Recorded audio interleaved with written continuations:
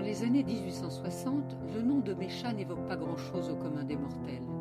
Cité une seule fois dans le deuxième livre des rois, il désigne un roi de Moab, petit royaume de Transjordanie à l'est de la mer Morte.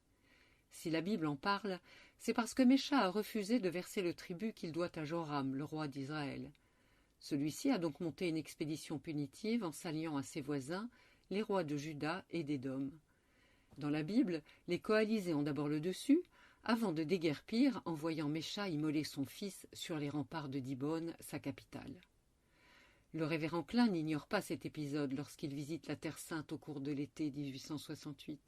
Parcourant la route des rois qui dessert le sud de la Transjordanie, le missionnaire s'arrête dans un village que son nom arabe, Diban, désigne comme la Dibone biblique. Des Bédouins lui montrent une grande pierre noire couverte d'écritures anciennes. Klein en dessine quelques caractères qu'il montrera bientôt à Charles Clermont-Ganneau, un jeune orientaliste employé au consulat de France à Jérusalem.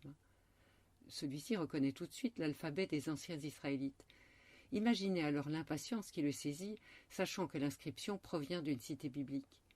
Depuis quelques années, en effet, la question de l'authenticité de l'histoire sainte agite les esprits. D'un côté, les rationalistes diffusent l'idée que la Bible n'est qu'une composition littéraire. D'un autre, la découverte en Mésopotamie de documents faisant référence à la Bible semble accréditer le témoignage des Écritures saintes. La stèle de Diban apportera-t-elle des éléments décisifs au débat ? Pour en avoir le cœur net, Clermont-Ganneau expédie à Diban un jeune arabe pour faire une copie de la pierre par estampage. Mais alors que celui-ci s'exécute, des Bédouins en colère lui arrachent le papier encore humide. Puis, convaincus que la stèle renferme un trésor, ils la font éclater en la chauffant à blanc. De la précieuse stèle, il ne restera que des fragments et un estampage en lambeaux. Clermont-Ganneau œuvrera pour que tout soit rassemblé au musée du Louvre. En attendant, grâce à l'estampage, il peut restituer le texte et combler les lacunes. Dès la première ligne, l'auteur se présente. « Je suis Mécha, fils de Kamoshgad, roi de Moab le Dibonite. » Son écho du conflit, une longue plainte contre l'oppression qu'Israël fait subir à son peuple et la liste des villes qu'il a conquises ou reconquises. D'une coalition israélo-judéo-édomite, de miracles ou de sacrifices humains, Mécha n'en dit pas un mot. Célébrerait-il alors un autre événement que l'épisode biblique ?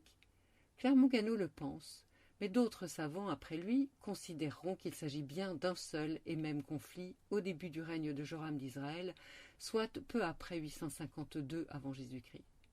Dans ce cas, c'est la première fois qu'un document historique de première main apporte un éclairage direct sur un épisode biblique. Dans les deux témoignages se retrouve la même conception de la royauté, placée sous la protection et aux ordres d'une divinité nationale. Dans les deux cas, on retrouve également la même conviction que le destin national, heureux ou malheureux, manifeste les sentiments de la divinité à l'égard de son peuple. Bref, résumera Clermont-Ganneau, cette inscription est à la fois la contrepartie et l'équivalent d'une page originale de la Bible. Et pour ajouter un peu de sel dans la marmite biblique, des savants discutent aujourd'hui d'une possible mention de la maison de David, c'est-à-dire la lignée des rois de Juda, abîmée dans une fracture de la pierre.